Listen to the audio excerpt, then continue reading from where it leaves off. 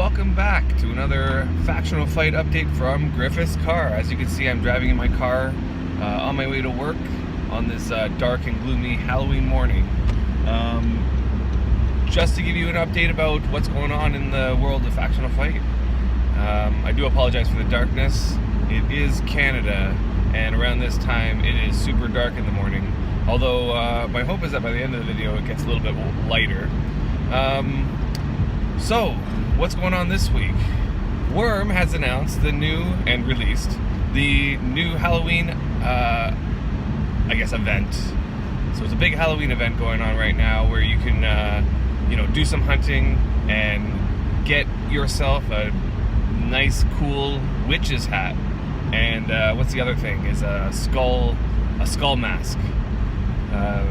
So these items were just announced about a few days before Halloween and then put into the game, I believe it was yesterday. So I am looking super forward to getting on my horse and going out hunting and getting myself a couple new items. Last year Brian and I went out and did the whole hunting thing on the Halloween. That was the first time they ever did this kind of event where you can get these exclusive Halloween items from hunting. So we went out and killed a whole bunch of stuff, and we walked away with 2 sets of pumpkin shoulders, one for each of us. But one thing we didn't get was the troll mask, and that's something that I'm also looking forward to trying to get myself one of those troll masks from last year. So the plan is, pretty sure, the plan is this weekend we're going to go out hunting. Now, our area, I've mentioned before a long time ago, our area is like devoid of mobs. There's like nothing going on in terms of hunting in our area. We have to travel pretty far to get to any amount of hunting. So the plan is we're going to get into our boat, we're going to bring a couple horses, and we're going to sail north across the water to the opposite shore, because on the other side of the water there's a ton of mobs over there. So that's the plan. Now, what day that's going to occur on, I'm not sure yet. As usual, we have to coordinate our schedules and make sure that we can get together and do this. I'm probably not going to be free this Saturday, so that means that it's down to Friday or Sunday. It's going to be one of those 2 days. And I really do hope that the event is still going on by that time. I hope they don't cut the event short and make it only a couple days long, because that would be horrible for people like us who have to work in the days and are busy during the week, and who only really get to play extended periods of time on the weekend. So my hope is that it's still around this weekend. If not, we're going to have to think of something else to do, and we're going to be very sad. But let's just keep our hopes up. I'm pretty sure that we will be able to go out and do a hunting episode. Another thing I was thinking of is, last year we kind of about halfway through the hunting trip, we realized that we would optimize our chances of getting the loot if we stop with the butchering and looting. See, I have a really hard time with this, because every time I go out hunting, or even if I kill anything, I feel so... It's horrible to feel like you're wasting the materials, like the leather and all the animal bits. I collect animal bits, and I really would love to collect a ton of it. And the problem is that it takes about twice as long if you want to collect all the animal bits. So you're going to get to about half as many mobs. And from what I'm reading, people are hunting for hours and hours and still getting nothing. So, with that in mind, we're going to look for a really heavily populated area and just decimate it and kill as much as we can. We're going to not worry about butchering and collecting mats. That's going to be hard for me, though. But we'll try our best to get those items. I'm also curious to know if there was anything else added to the game for the Halloween event. I mean, normally they usually have all the lanterns turn into pumpkins. Last year they had a lot of the mobs glowing green, so like a neon green. That was the first time last year that happened. And you know, the spiders turn into pumpkins and the trees come alive, and all sorts of spooky stuff. So I'm curious to know if there's any hidden extras. Now there is one extra that I did see a screenshot of, and I'm not sure if, you know, if I saw it right, but somebody posted a screenshot of a practice dummy, and it looked like a zombie that was impaled by a stake. So that looked pretty cool. I'm pretty excited to see if I can notice any other little details that could hint at, you know, a little switch for Halloween, the Halloween event. Man, this video is really dark, and I really apologize for that, but it's sort of, let me see if I can increase the brightness as we go here. Not really helping all that much. Anyway, let's move on to the next item. The next item is, I wanted to just sort of like briefly chat about the decoration of that building there that I was working on in the last stream on the weekend. I'm trying to mull over how I'm going to go about making this look the best it possibly can look. Now, I did start one room. If you tuned in, you would have seen that I started a room that I was dubbing my smithing room. I ended up going with a 2x3 space, and it has 2 doors on it. So I've sort of thought of the layout, and I'm pretty settled on it. But the one thing that I was not 100% happy with is the fact that the walls are just a stone brick walls. Because if I continue with this, then the whole floor is going to be just stone brick, plain old stone brick, and I really kind of wanted to utilize the new bricks. You know, get some pottery in there, get some slate in there, get some sandstone in there. But I'm not sure how to do that without making it look like a hodgepodge mishmash.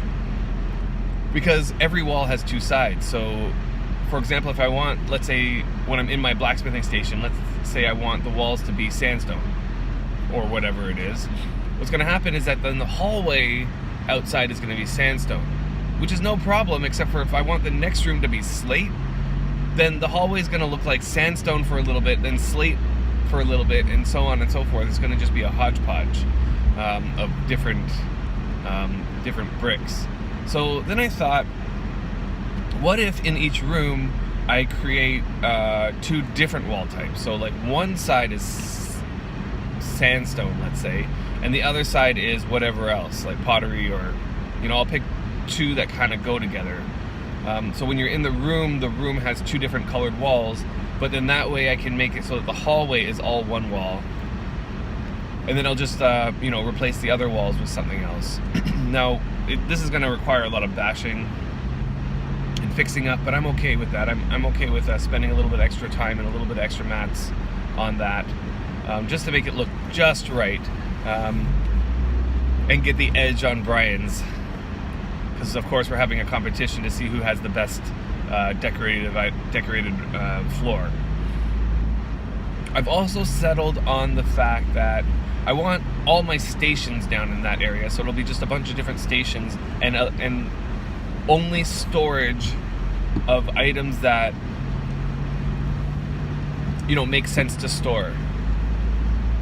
You know what I mean? Like, for example, in the blacksmithing room, I'm going to have a whole bunch of blacksmithing storage. Anything that I would need for blacksmithing, all the storage will go in there. So I'm going to be putting like a couple BSB racks, so I'll have access to 8 BSBs, a large storage unit, possibly a chest or a coffin. I'm not sure actually about a coffin. I'm not sure if that's going to fit nicely in the decor, but something that is coffin-like in terms of size. I really do feel like I might need more than just one storage unit, because as it is, they only have 3 shelves. And I know that it sounds like a lot, 3 shelves, but you know, items pile up, and the next thing you know, the 3 shelves are full and you're looking for more storage. So I don't know. I'll have to figure that out. So other stations that I'm going to need are tailoring station. I want a dye making station, because once I have a dye making set up, then I'll actually do dye making. So all my animal bits are going to go in there just to for grinding my natural substances, and then I'm going to have a whole bunch of barrel racks and et cetera, et cetera. I'm going to need to make a whole bunch of barrels for that too. I want it to be perfectly functional, and so on and so forth. Once I have it all set up, I feel like things are going to start coming. Like I'll start collecting my woad again, because I haven't been collecting that for a long time, because I just don't have the setup to store it. So we'll see how it goes. It might be better in that room to have a crate rack and store all the little bits in crates. Like for example, woad, I want to organize that by quality. Although now that I'm saying that, I'm realizing that they adjusted the quality of, when you go to pick up woad, it comes out at close to your skill. So I guess all the woad that I pick up is going to be around my skill level now. Whereas it used to be you would get like this wildly huge range of woad. Like I could pick up a 90 quality woad in one pick and then a 10 quality woad in the next pick. I think that's all balanced and evened out now. So I might not need that many. I guess what I'm saying is I might not need like 5 BSBs where I put like the 20 qualities in the first and the 40 qualities in the second, and so on and so forth. I'm probably just going to need a couple. So maybe BSBs will be enough, like one BSB rack there that can hold all the animal bits and all the woad and all of the acorns and all of the whatever else that I need for dye making, cochineal, that sort of stuff. We'll see. I'll have to improvise and see what's going on there. Now, the other thing I was struggling with on the show was 2x2 rooms versus 2x1 rooms, and possibly a little L-shaped 3-tile room. I don't even know if I can fit one of those in there. I mean, would an L-shaped 3-tile room be functional enough? It's hard to say. Or would a 2x room be functional enough? I mean, it might be easier to decorate a 2x1 room. Somebody suggested on the show a meditation room, which is a great idea. It's a great idea, because I can imagine what that would look like if I decorated it. The only issue I have with that is if I do a meditation room, the building is not large enough that I'll be able to have 2 meditation rooms sort of in the one building to walk back and forth. They have to be 10 or 11 tiles apart, and the house is only 10 tiles wide. But I thought maybe I could put one in the mine, because the mine extends out a little bit farther, and I might be able to put a little meditation room in the mine if I thought a really neat little spot that I could put it there. So maybe a meditation room, because if I do build a meditation room, it might just turn out that I would actually start meditating. You know what I mean? If I have a setup all ready to go, it might encourage me to I'll just do it. I don't have to rummage through my backpack for the meditation rug and all that all this, like, every time that I think maybe I should meditate, I'd be like, why should I? But this might just encourage me if the setup is all there and the room is nicely decorated. Oh, I want to go check out my meditation room, and while I'm there, I might as well just meditate for the 2 minutes while I'm admiring the room, sort of thing. So yeah, I thought that was a great idea, and I might squeeze one in there. The meditation room, I can imagine being like a 1x1 room, even. Maybe a 1x2, but a 1x1 would probably be enough. I'll probably go 1x2 just so I can make it decorated nicely. But other than that, I can't imagine, let's say, a dye making room being only a 1x2, because I'm going to need, once you put in a rack of any kind, that takes up a huge chunk of the space. And then a barrel rack, a couple barrel racks maybe. I don't know. It might be able to fit. I really don't know. hard to say. So I'm gonna play around with it a little bit in my mind and just, you know, mess around with it. Maybe I'll do a little deed planner to see if I can decorate a little 2x1 room and get a sense for the size of it. Will it be enough room for, let's say, a die making room, for example? Now the cloth tailoring, there's not a chance in the world that a 2x1 is going to be enough for that, because I'm going to need a loom and a spinning wheel and a couple BSBs, probably a BSB rack. And once you fit all those things into a 2x1 room, there's like no, it'll be like so cramped that it won't feel like a room, it'll feel like a storage closet. So I'm feeling that for the tailoring, I'm gonna need a 2x2. Smithing, I went with a 2x3. I'm not sure if I'm gonna regret that later, but we'll see. Now, another thing to consider is that there's tall ceilings in most of the areas, and actually all of the areas I could have tall ceilings, but I kind of want to have little secret nooks and stuff, so a little staircase here and there with a little nice upstairs hallway or upstairs rooms. You know, I can utilize that vertical space a little bit to create some nice little spaces. That'll be fun. Now, I'm trying to imagine what other room that I would want. What other room could I put in there? And then it really comes down to what other crafting would I want to do, right? Like, for example, should I have an entire room devoted specifically to metallurgy? Or should metallurgy just be a part of the smithing room? Right? It's these kinds of questions that I'm curious to know what I should do, and I still have to mull those over. Right? Does metallurgy require its own room? Like, just put all the copper and tin and all the, you know, those metals into this separate room and use it to just combine them, and then place that room really close to my smithing room so that to get access to those metals, you know, I just bring it over across the room. Or should it just be a part of the smithing room? Because, you know, metallurgy is technically a part of the smithing sub-skill. I'm not sure. And, you know, then what else do I do? I don't really feel like I'll need a carpentry room, as long as there's a place in the building with, you know, extra logs and the storage for planks and stuff. Yeah. Now, another thing that I was thinking is, would I have enough space to put like bulk storage? And I don't know about that. I really don't. I mean, I could squeeze it into my floor, but maybe bulk storage is one of those things that could go into a separate room on the middle floor, because Brian's at the top, I'm at the bottom, and there's a middle floor there. Maybe we can make that middle floor like all of the bulk storage that we don't use on a regular basis within our craft. You know, like put all the planks and all the bricks and stone and mortar and everything like that somewhere in the middle floor. So it's sort of between us. Maybe. Just shooting out ideas and thinking about it. Oh, it's getting nice and lighter. You can see me now.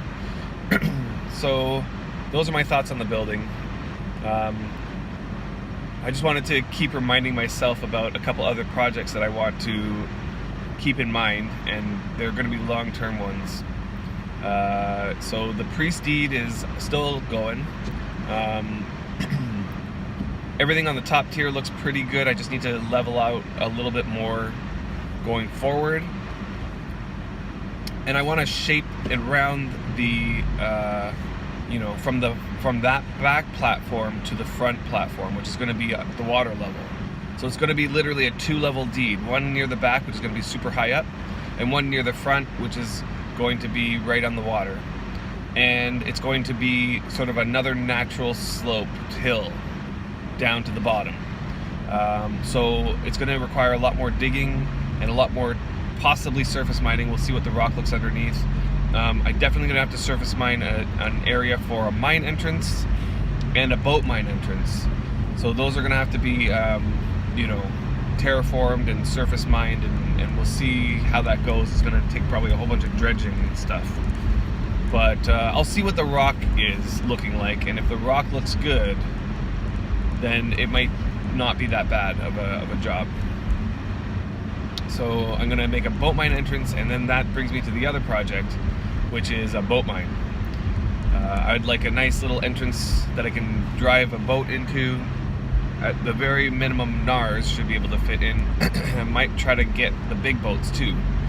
And then connect that mine to the network that brings me up to the top tier. Plus, it also should take me to the Factional Fight deed in the back and connect to that underground mine that's below the basement house. And that will just complete the whole mine network. And yeah, I cross my fingers. I hope I get more metals under there. You know, some silver and gold would be nice. Some electrum would be nice if I could find an electrum vein. Or not electrum vein.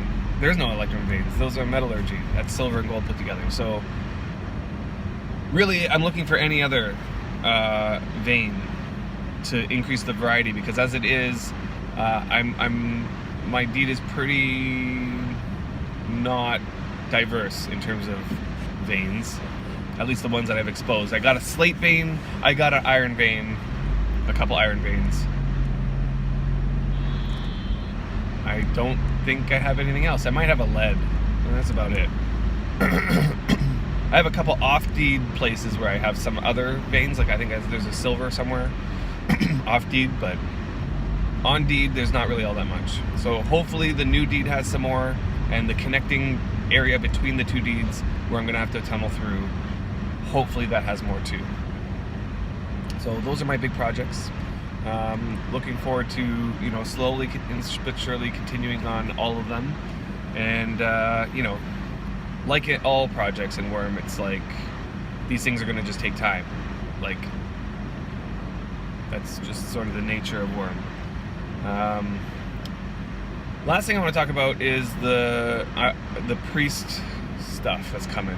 I've been, since the last episode when we were talking about the priest and looking through all the what's it called? Looking through all of the spells that the priests have. I was just, some afterthoughts came to mind.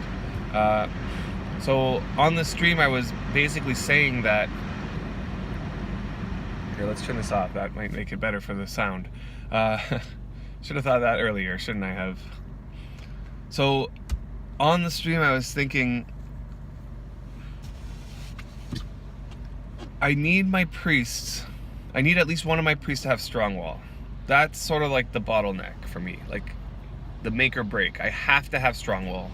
It's one of those mandatory skills because I often do mining projects and often need collapsing. Now, collapsing is great for when you make mistakes, but it's not only for mistakes. There's like certain techniques you can use with strong wall to mine out pretty interesting structures underneath the ground.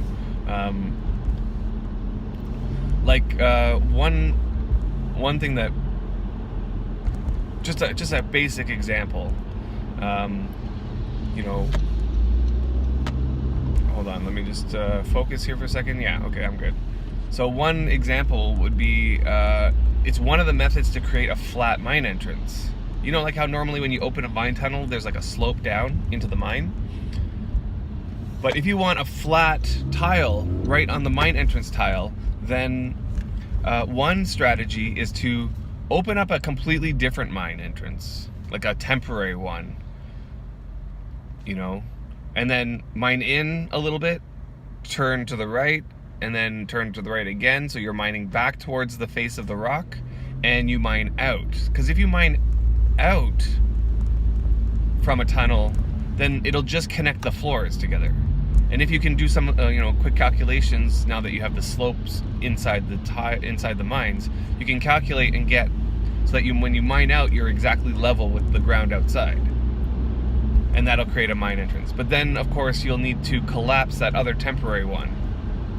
You know, so you have your mag priest or your Najo priest or whatever who has strong wall, and you just collapse it all back. Okay, and that's not the only thing that you can use Strongwell for. There's a bunch of others. But it's enough. There's enough techniques that I know that I use often that makes me have to have a Strongwaller. And then I looked through this priest list, and it looks like Smeagane, which is the only other priest besides Magrenon and Najo that had Strongwell. Smeagane lost Strongwell in this new update, and no other priest gained Strongwell. So really, it comes down to my choices are Najo or Magrenon. Now, Magrenon is just completely useless. I know that the devs are saying we're trying to balance the priests out so that each priest is equally desirable, right? Equally desirable. But if you look at Magrenon, like maybe Magrenon is desirable for PvP. That's probably what it is, because from a PvE perspective, Magrenon is useless. Like, he has Strongwall. And what's the other one? Web armor? Or is it armor Aesop? What is Aesop? Or a something Shield of Pain or something like that. Anyway, I don't think he really gained anything in terms of a spell that is PvE centric. He's like a pure PvP priest. So, in my eyes, in comparison to Najo, Magrenon is useless.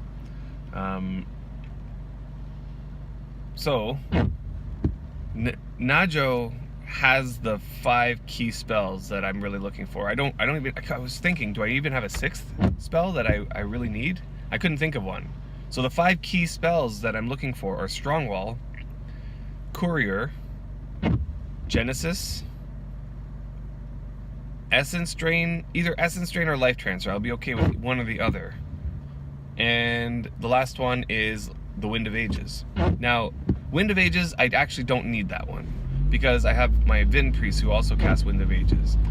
So what would be amazing is if Najo, if there was a priest that had those spells, but instead of Wind of Ages had Blessing of the Dark. I would love to get a priest that has Blessing of the Dark as well.